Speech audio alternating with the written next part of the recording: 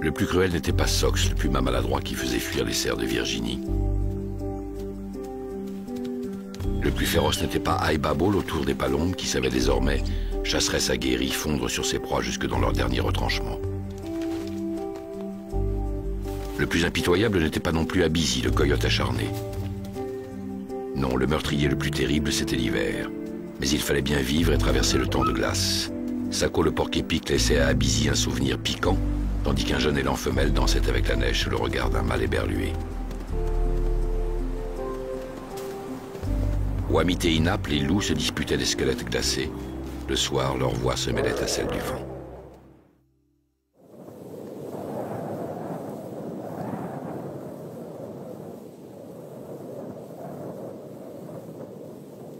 À l'est des monts Wapiti, Michener ou Brazo, s'étendent en cette saison des lacs gelés et un immense linceul, la prairie des légendes. C'est là qu'un rayon de soleil, parfois, fait sortir de sa léthargie le petit peuple des chiens de prairie.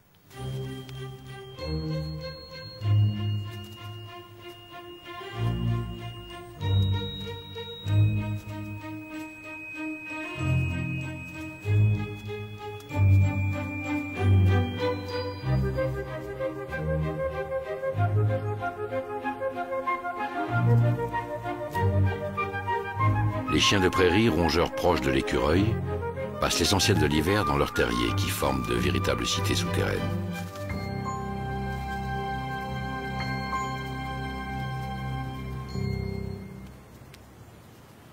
En cas de danger, des sentinelles donnent l'alerte par de petits cris dont l'intonation varie selon l'identité du prédateur. On en a identifié une douzaine selon que l'agresseur, par exemple, est un rapace, un coyote ou un puma. Ce jour-là, c'est Abizi le coyote qui rôde sur le tapis de neige, la lèvre encore meurtrie, piquant souvenir d'une rencontre avec un porc-épic. Et c'est la sentinelle elle-même qui excite son appétit.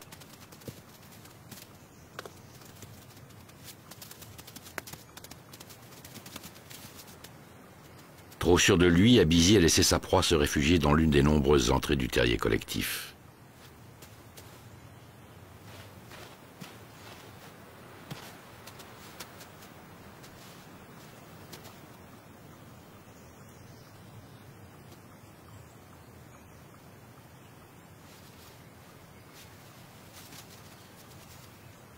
Une autre proie semble se matérialiser ex nihilo alors qu'Abizi espère encore retrouver son fugitif.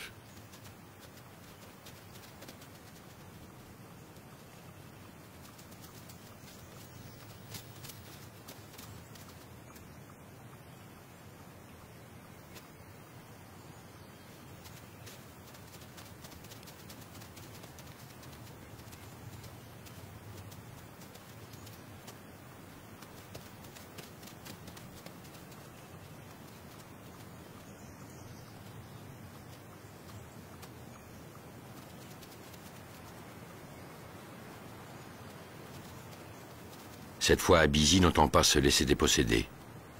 Les chiens de prairie ne lui donneront pas d'autre chance.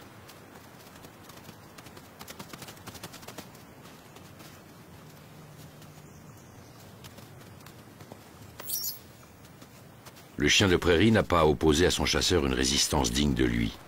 En revanche, par sa ruse, il mériterait la clémence. En effet, il fait le mort jusqu'à ce que se desserrent l'étreinte de la mâchoire.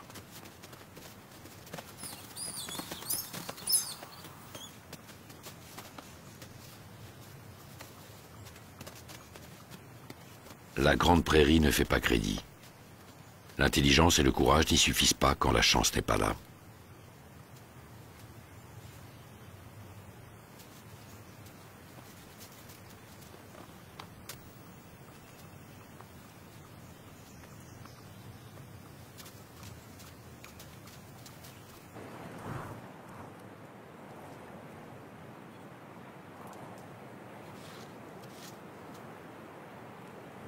Il arrive que l'hiver tente de duper la troupe des wapitis qui se réchauffent dans la lumière pâle d'un soleil illusoire, qu'il abuse des torrents et des rivières en leur accordant la grâce de couler plus fort, qu'il offre à tout ce qui vit le mirage d'une tiédeur retrouvée.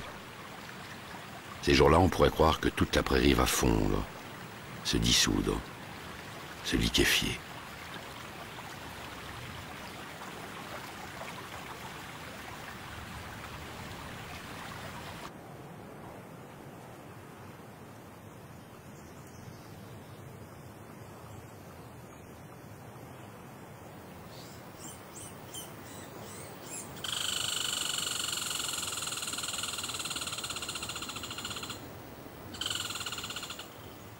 Comme si le redout ne suffisait pas à perturber l'horloge interne de l'ours brun qui hiverne, un oiseau criard lui fait croire que le printemps est là.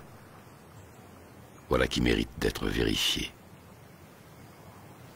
Avant l'hiver, l'animal a utilisé ses griffes puissantes et recourbées pour creuser, à même le sol, une tanière qu'il a ensuite tapissée de feuilles mortes, de mousse et de brindilles.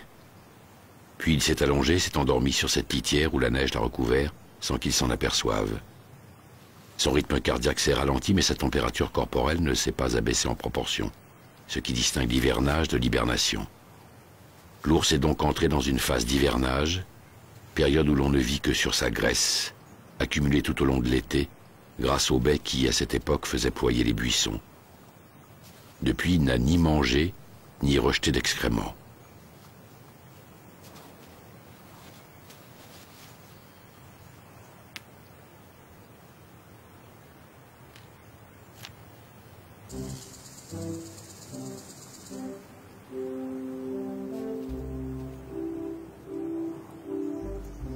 Les duperies de l'hiver l'ont déjà induit en erreur. Il suffit d'un recul du froid pour que l'ours américain, aussi appelé baribal, croie aux chances d'un printemps prématuré et miraculeux. Alors, de la patte et de la gueule, il palpe la neige pour en vérifier la consistance. S'avance avec une prudence d'explorateur pour en jauger l'épaisseur.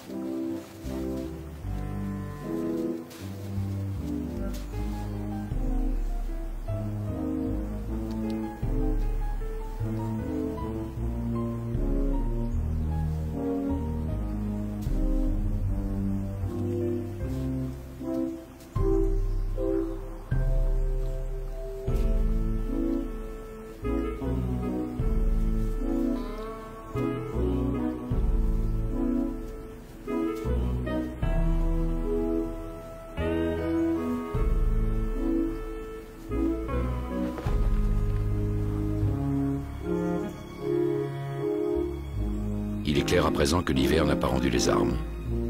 C'était un faux espoir, une illusion, une trahison. La neige est toujours là et au-dessous d'elle, le sol glacé. Mieux vaut revenir à la tanière où la neige emprisonne la chaleur corporelle, cocon d'où l'on ne devrait s'extraire que quand survient enfin un printemps véritable.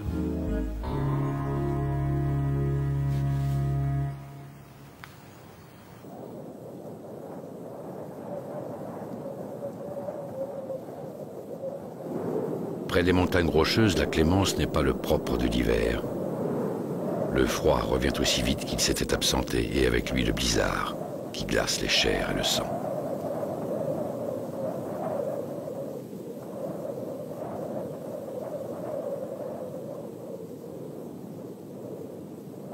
Aïbabo est un autour des palombes, rapace diurne proche de l'épervier.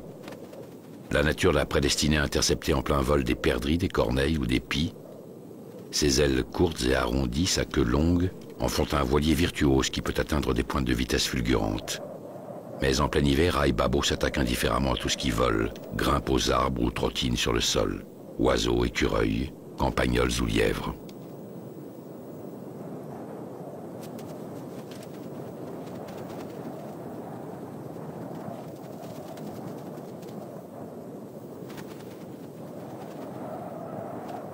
L'hiver apparaît de blanc le lièvre, qui fut brun, naguère. Blanc sur blanc, neige sur neige. L'acuité visuelle d'Aïbabo, excellente, devra s'accommoder de ce monde blafard où la proie se confond avec l'horizon.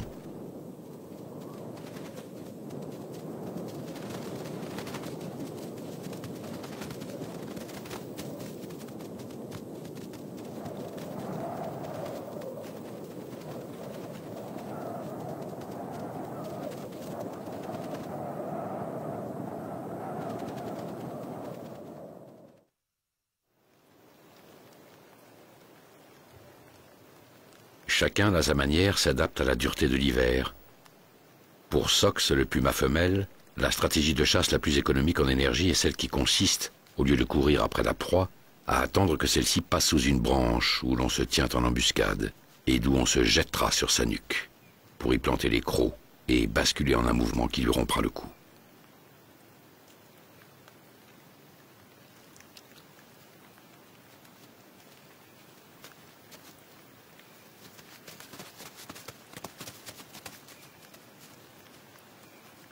C'est ce que Sox a fait hier ou avant-hier, en tuant une jeune biche affaiblie par le froid et qui assurera sa subsistance pendant environ une semaine. Les cervidés sont les proies favorites des pumas, ce qui explique l'étroite corrélation démographique qui existe entre les deux populations.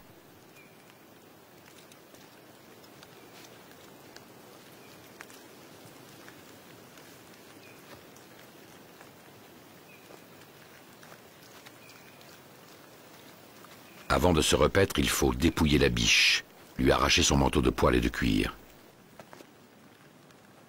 Aibabo, de son côté, est parvenu à capturer sa proie, prouvant que le mimétisme offre à ceux qui veulent survivre une protection mais pas une garantie. Outils différents mais techniques similaires. À coups de bec, à coups de dents. Deux prédateurs préparent leur repas.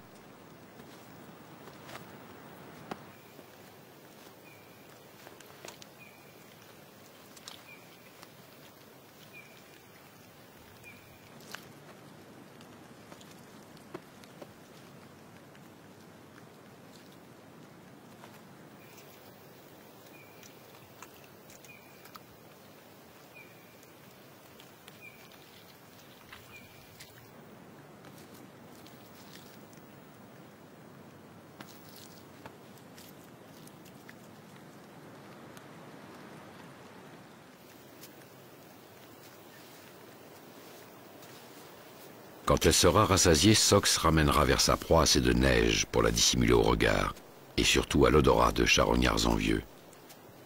Et elle reviendra demain, consommer assez de viande pour résister à l'hiver. Un jour de plus.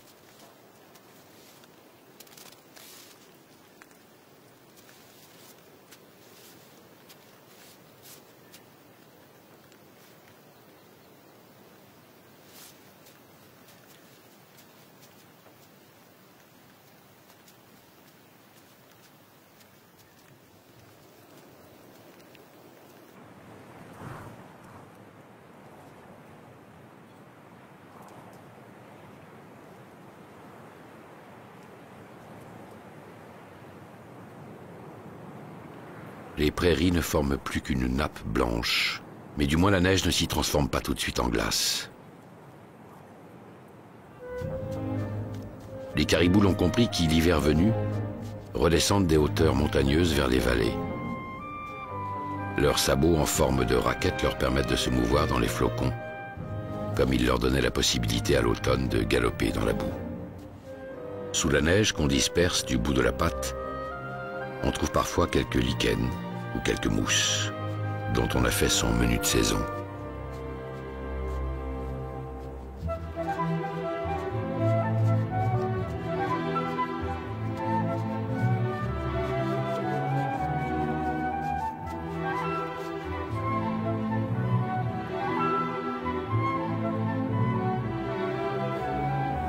La quête de nourriture est coûteuse en calories. Alors il faut parfois se reposer sur un lac gelé, par exemple, où l'on se couchera dans une cuvette de neige, et où nul prédateur ne saurait surgir sans que la blancheur du décor le dénonce.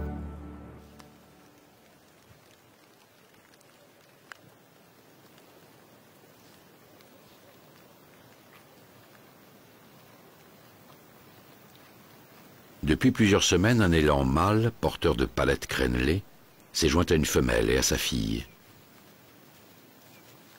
Il est encore jeune et d'une extrême vigueur, ce qui explique sans doute que ses bois tardent à tomber. Les trois animaux forment désormais un clan qui affronte la froidure avec placidité. Ils limitent leur nourriture à des rameaux et des écorces, et évitent de trop se déplacer afin de ne pas dilapider leur capital énergétique.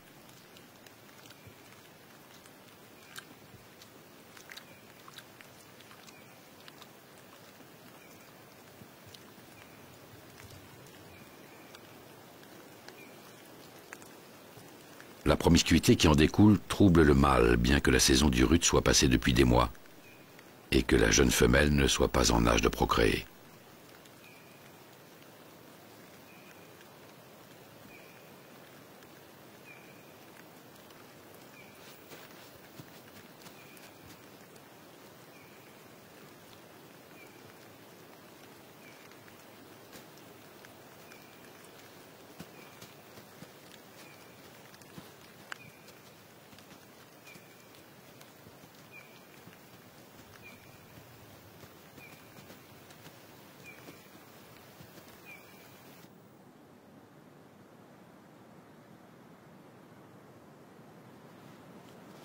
Où sont en cette saison le chien dans le carex, le trèfle, le lupin, la sauge, dont les mouflons faisaient naguère tant de festins? Où sont passées les herbes dont ils se régalaient? La réponse est sous la couche de neige, qu'il faut gratter avec obstination sans en être toujours récompensé. Car seuls ont subsisté çà et là des touffes glacées et desséchées, des lichens, et parfois quelques mousses. Les mouflons se transforment en chercheurs d'or, et quiconque convoite le filon d'autrui se fera brutalement rabrouer.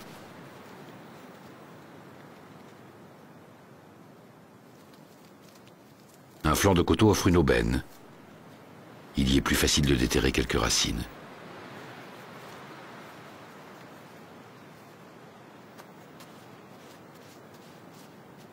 Les jeunes de l'année sont déjà sevrés, mais ils peinent à renoncer au lait gras et riche de leur mère. Ce lait grâce auquel ces dernières leur ont transmis en héritage l'abondance de la belle saison. Les jeunes ont abordé l'hiver dans les meilleures conditions. Il leur appartient désormais de compléter leur capital avec les nourritures disponibles. Alors ils font comme leurs aînés et grattent, grattent, grattent.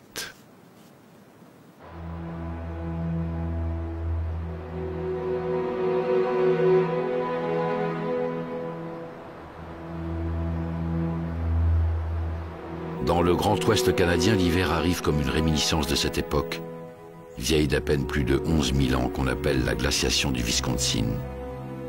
Déjà en ce temps-là, le froid érodait, tranchait, tuait. Sox, le puma femelle, revient chaque jour à son garde-manger. Une carcasse de biche tuée l'avant-veille. Soudain, des visiteurs encore lointains se manifestent par un signal sonore.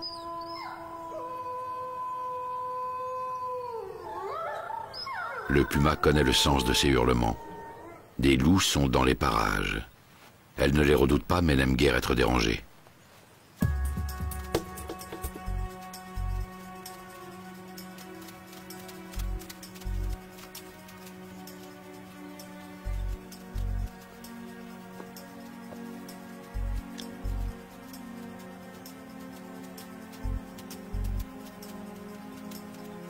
Quand Wamit et Inap arrivent sur place, il ne reste plus de la carcasse que des reliefs peu appétissants.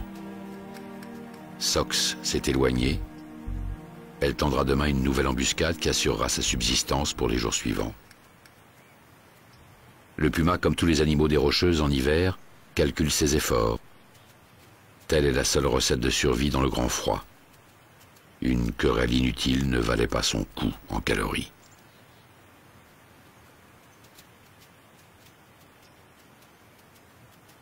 Ce que dédaigne un puma est toujours assez bon pour des loups. Devant sa compagne Inap, qui ne s'approchera que lorsque l'animal dominant l'y aura autorisé, Wamit tâte la chair et entreprend de déplacer son butin.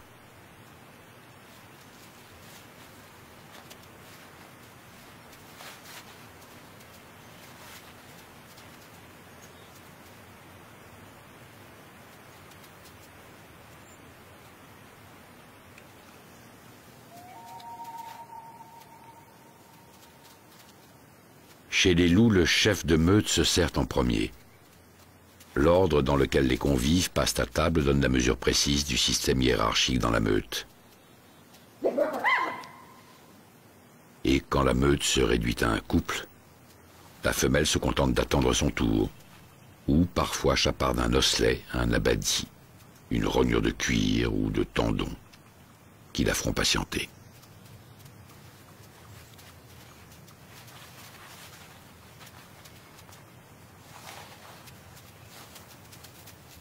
Quand le mâle s'est rempli la panse, la femelle peut enfin, à son tour, calmer sa faim.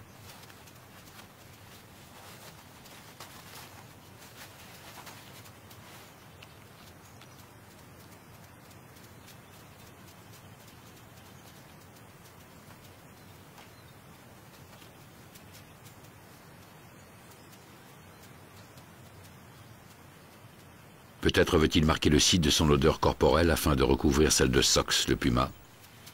Entend-il revendiquer par la trace olfactive qu'il laissera la propriété du morceau de forêt qui commence ici? Ouamit se roule dans la neige que teinte encore le sang de la biche.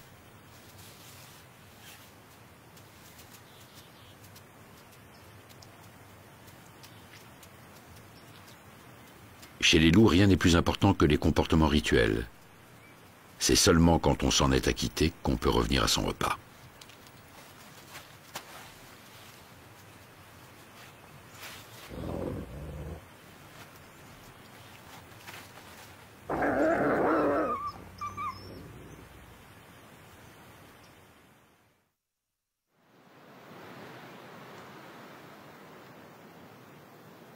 Peu à peu, l'épaisseur de neige diminue dans les vallées.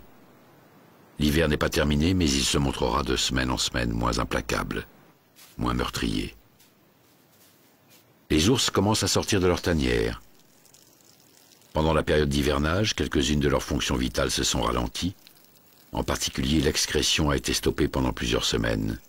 La première sortie représente donc l'occasion de se vider des fluides et matières accumulées dans l'organisme.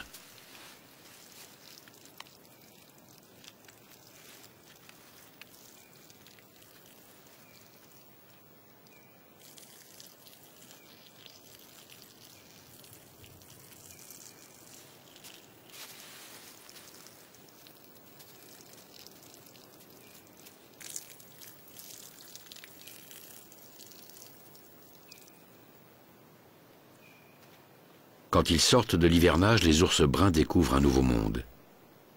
C'est comme s'ils s'étaient absentés trop longtemps. Ils doivent reprendre conscience de l'endroit où ils se trouvent, vérifier l'épaisseur de la neige, renifler les odeurs alentours. S'ils paraissent massifs, c'est en raison de l'épaisseur du poil. En réalité, ils ont perdu 30% de leur poids.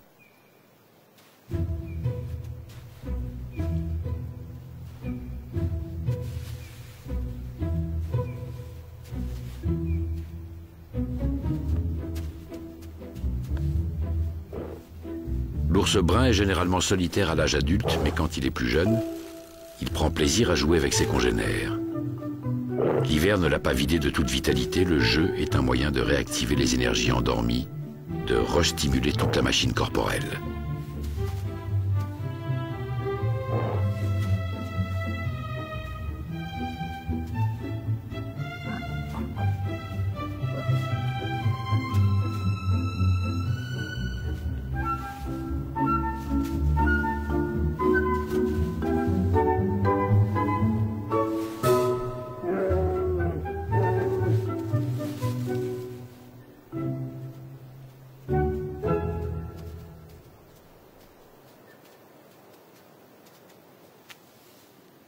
Ça et là, la terre affleure de nouveau, mosaïque brune encore sertie de blanc.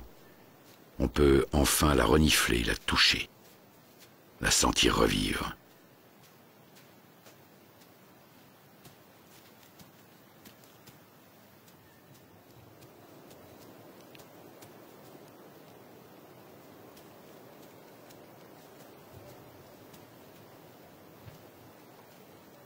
Cependant, l'expérience a montré que la mauvaise saison faisait parfois de fausses sorties. Alors on hésite, on tergiverse et parfois on cède à la tentation de revenir encore, une dernière fois, vers la tanière tapissée de mousse et de brindilles, cocon douillet, où l'on a refusé pendant des semaines la dictature de l'hiver.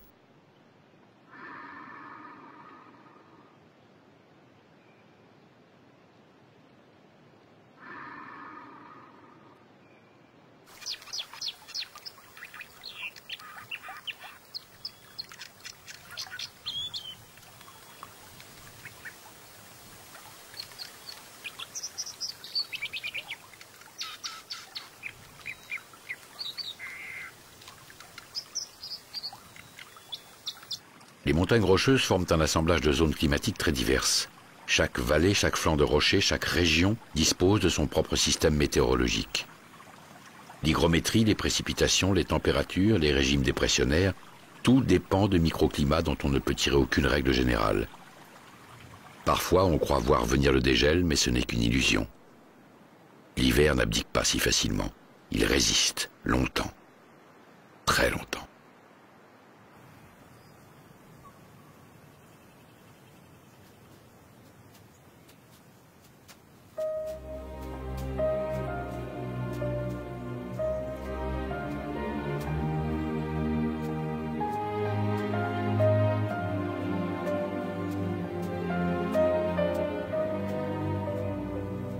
À la fin de l'hiver, on voit parfois déambuler dans les sous-bois des créatures fantomatiques. Qui pourrait croire, en voyant cet animal rongé par la vermine, qu'il appartient à l'espèce la plus noble, la plus admirable du continent?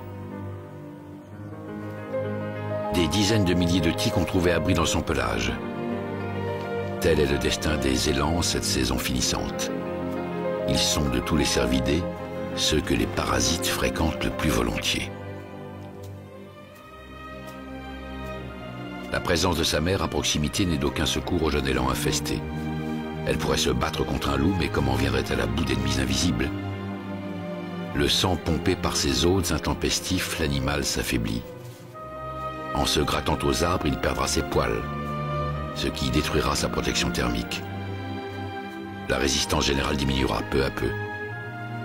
Bientôt, d'autres parasites proliféreront sur ce terrain qui leur est devenu favorable, et notamment l'hydratide, petit ver plat qui se loge dans le système digestif, ou le nématode des méninges, qui détruira peu à peu les membranes qui enveloppent le cerveau et la moelle épinière.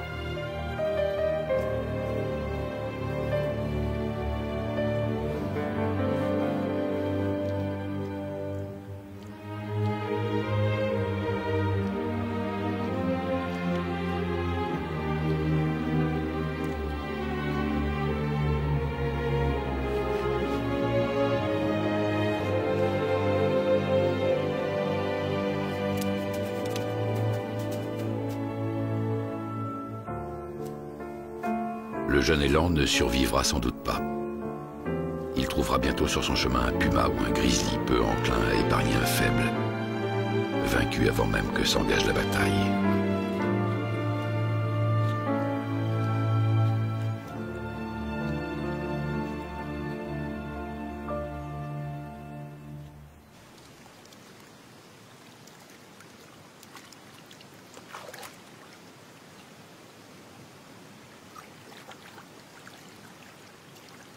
La chape de glace qui faisait disparaître les lacs et les rivières s'amincit peu à peu. Elle s'effrite, ne résiste plus au bec des sarcelles ou des canards, et se transforme en eau. En amont, les glaciers ont commencé à suinter. En quelques jours, l'eau envahira tout, et l'on pourrait oublier à voir les rivières reprendre leur cours bruyant et tumultueux, que toute la région des montagnes rocheuses est sèche, isolée par des alignements rocheux, des masses humides venues du Pacifique.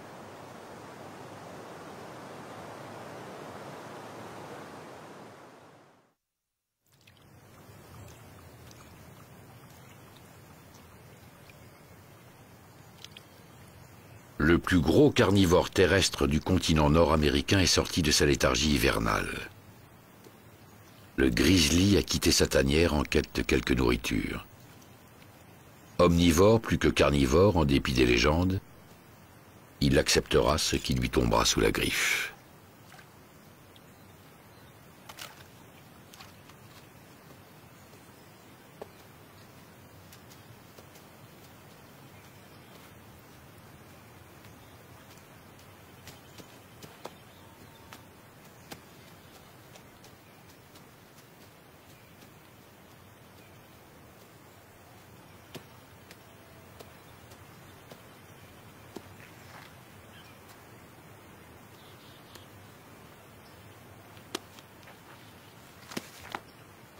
C'est d'abord une carcasse de bison qui se présente. Plusieurs convives s'y sont rassasiés tout au long de l'hiver, il ne reste plus guère de chair sur les côtes. Piteuse découverte.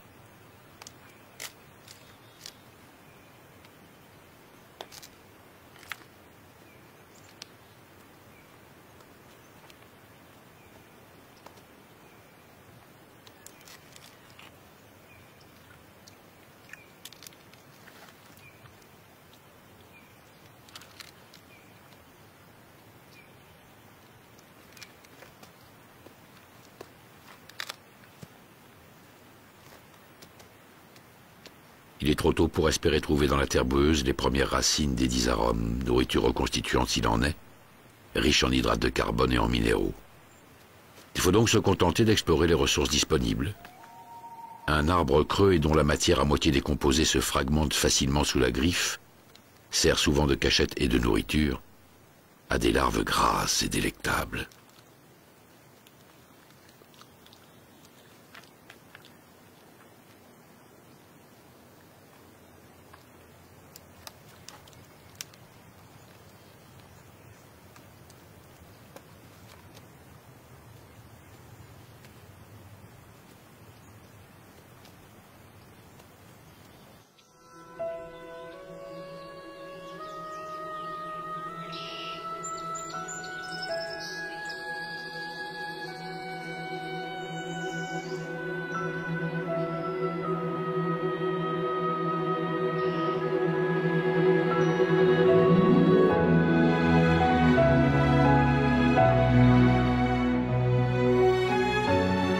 Enfin, l'hiver se dissout. Il renonce à régner sur les montagnes et sur la grande prairie. Les glaces se disloquent, les neiges s'évanouissent. Il est enfin venu le temps de revivre.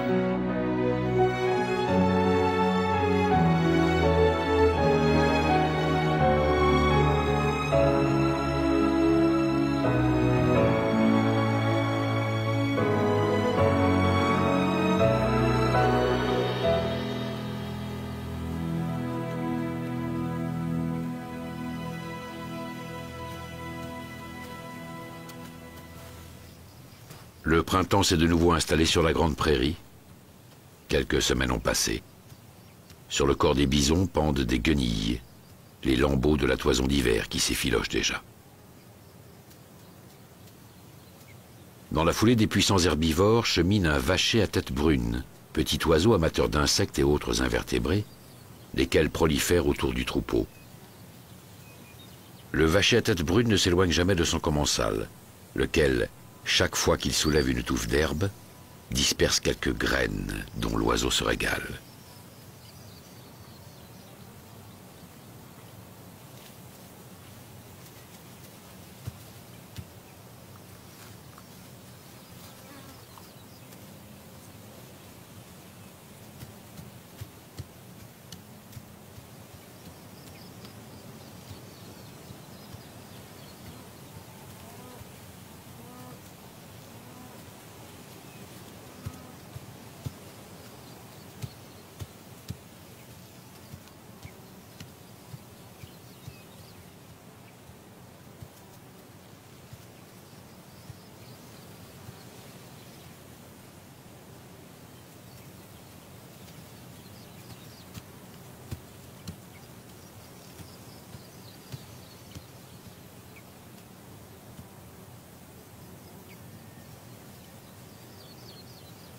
Une femelle vachée à tête brune, qui se distingue par son plumage marron, attire soudain l'attention du glaneur.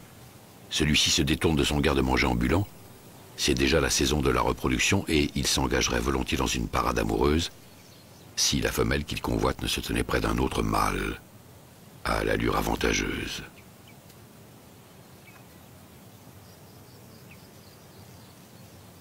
Quelques manœuvres confuses s'ensuivront, d'intimidation, de subornation, de séduction.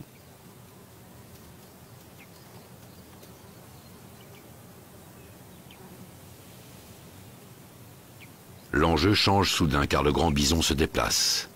Rien ne compte plus alors que de se tenir au premier rang devant le garde-manger. Les vaches à tête brune suivent les bisons où qu'ils aillent. On oublie ses amours. L'estomac passe avant le cœur.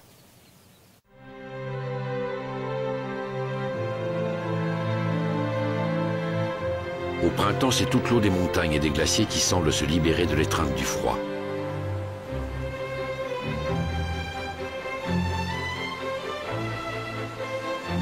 De colossales réserves d'eau se trouvent emprisonnées sous forme de glace dans le ventre du Columbia Icefield, glacier qui s'étend sur 325 km², ou dans les 640 millions de mètres cubes de glace du glacier Athabasca, ou dans les épaisseurs du glacier Saskatchewan qui alimente le bassin de la rivière homonyme.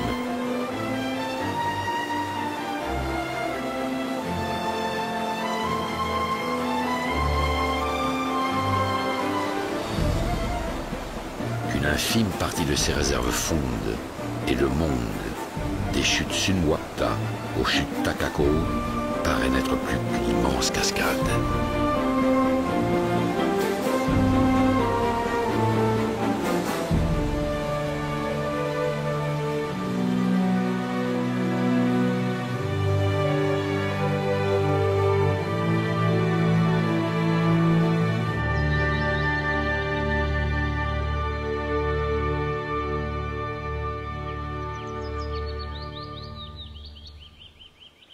Dans un vallon que le printemps a transfiguré, une biche, nous l'appellerons Kenawa, se prépare à donner la vie. Elle appartient à l'espèce des cerfs de Virginie qu'on appelle aussi cerfs à queue blanche. Kenawa a survécu à l'hiver. Elle en est sortie comme beaucoup de ses congénères amaigrie, brisée et amoindrie. Et c'est à peine si elle a eu le temps de retrouver quelques forces avant de mettre bas. Kenawa ne veut laisser derrière elle aucune trace de liquide amniotique, aucun fragment de placenta qui les dénoncerait, elle et surtout son petit, à l'odorat des prédateurs.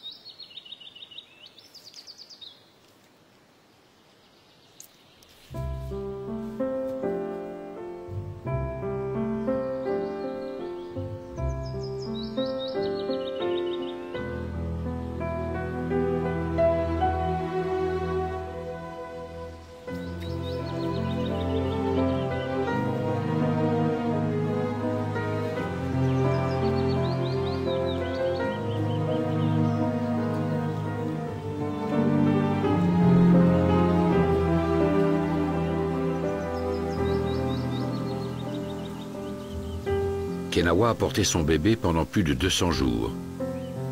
À sa naissance, il pèse de 2 à 4 kilos. Normalement, les biches mettent bas entre la fin du mois de mars et la fin du mois d'août. Nous sommes au début du printemps, Kenawa est parmi les premières de sa troupe à avoir donné la vie.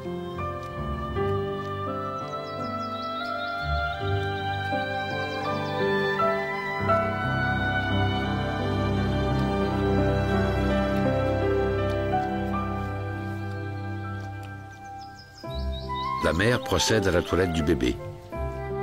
Chaque centimètre carré de son corps sera léché afin que soient éliminés les lambeaux odorants du placenta, stimuler les terminaisons nerveuses de la peau et frictionner chaque muscle du nouveau-né.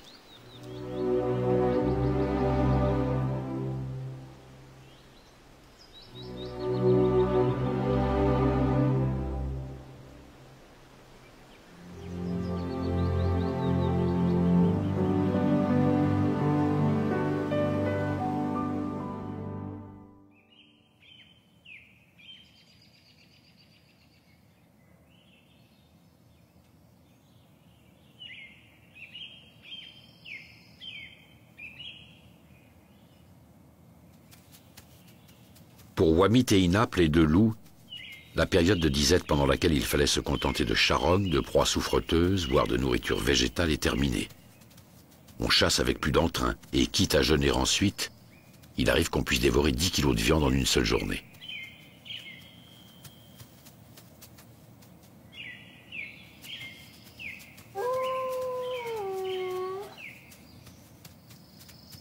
En mars, Wamit et Inap se sont accouplés. Depuis, Inap a creusé dans la terre meuble une tanière profonde.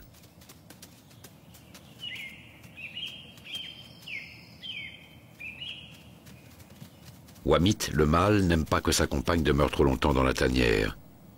Il a besoin d'elle pour chasser.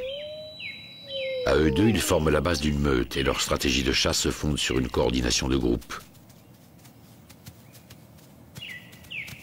En ce moment, ils ne doivent pas relâcher leur effort d'approvisionnement car Inap doit subvenir aux besoins des 2 bébés qui viennent de naître.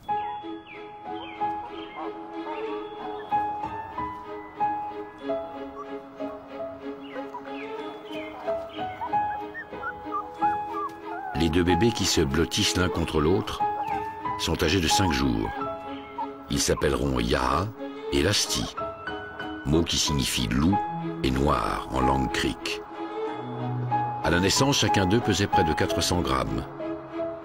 Jusqu'ici, ils étaient comme 2 petites boules de chair inertes et aveugles. Aujourd'hui, Yaha ouvre les yeux pour la première fois de sa vie.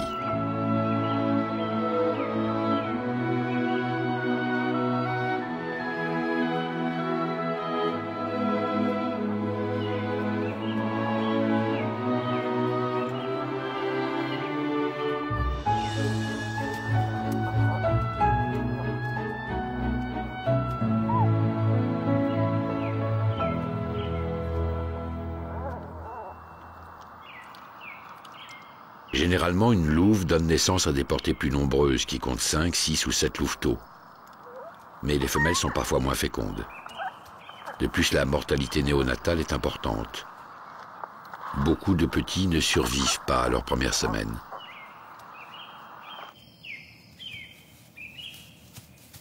Maintenant qu'il a créé une famille, il importe encore davantage à Wamit de délimiter son territoire. Il le fait en particulier en se roulant au sol pour y déposer l'odeur de ses sécrétions corporelles, notamment celles que dégagent 2 glandes situées à la base du cou. Inap, elle, revient à intervalles réguliers vers la tanière pour vérifier qu'un prédateur ne s'y est pas introduit. Mais parfois, alors qu'elle se retire, rassurée, c'est un autre danger qui guette le petit Lasti. Une indigestion passagère, simple indisposition qu'un vomissement suffira à apaiser.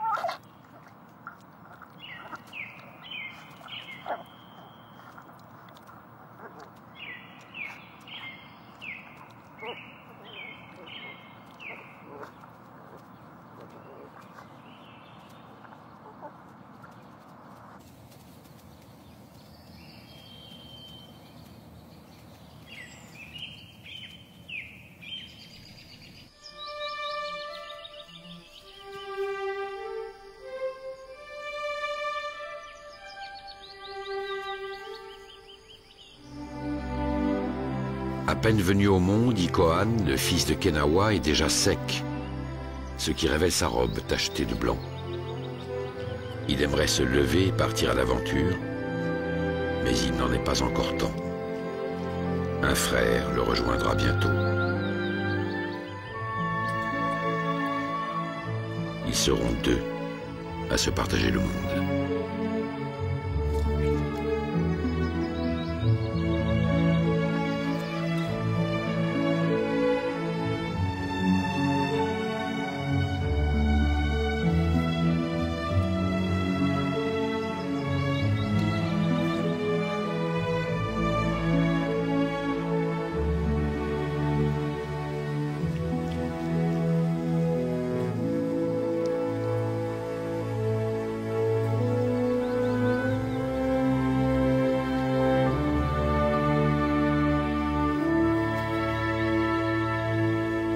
Le plus souvent, chez les cerfs de Virginie, la mère donne naissance à des portées de 2 faons, mais il peut arriver que 3 ou 4 petits arrivent au monde en même temps. Vient à présent pour Ikohan et Nitsimi, les 2 bébés, le moment de cet effort incommensurable qui consiste à se dresser sur des pattes que l'on n'a jamais tendues auparavant. Des pattes si fines et si fragiles. Avant même de les aider à accomplir cette prouesse, Kenawa s'acharne à libérer la place de tout résidu placentaire qu'elle y aurait oublié.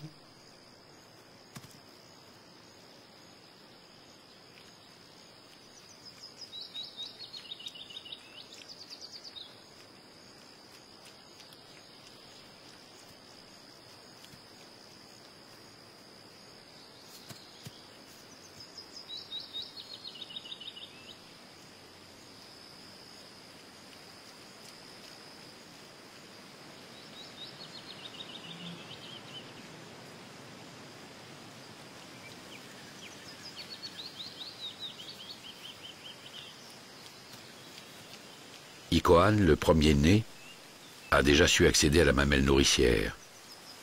Nitsimi, lui, peine à combler son retard.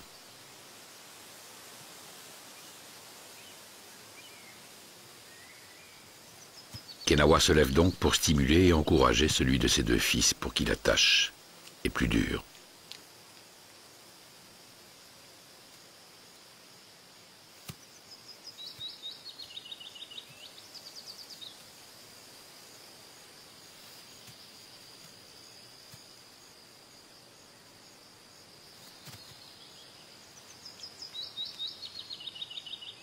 Puisque sa mère semble le délaisser au profit de son frère, Ikohan ne comptera que sur lui-même pour se tenir debout.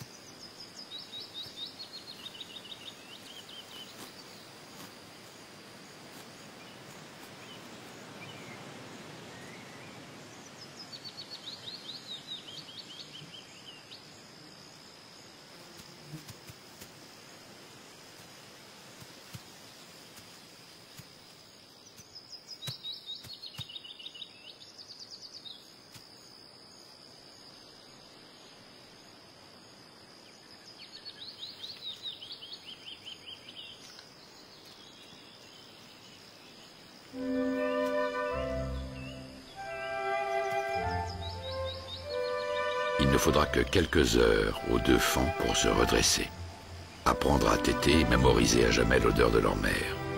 Les seuls apprentissages qui comptent lors de ces premières heures. Pendant une semaine, ils demeureront fragiles et vulnérables, avec pour unique force la chance d'être nés presque inodores, et donc d'échapper quand ils sont seuls à l'odorat des prédateurs.